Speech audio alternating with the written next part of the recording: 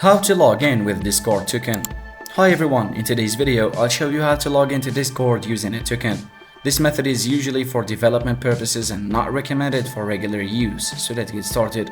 First, open your web browser and navigate to the Discord developer portal at discord.com/developers/applications.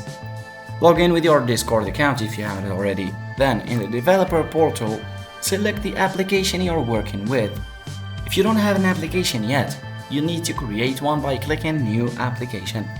Go to the Bot tab in your application settings and click Add Bot if you haven't already done so, and then click Copy to retrieve your bot token.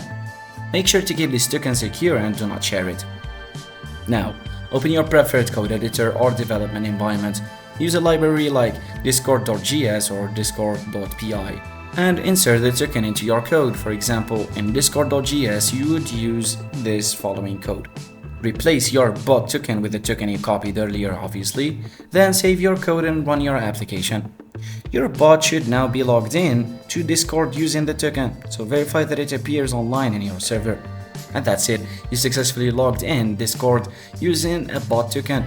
Remember, this method is intended for development purposes. So for more tips and tutorials, check the description, and thanks for watching.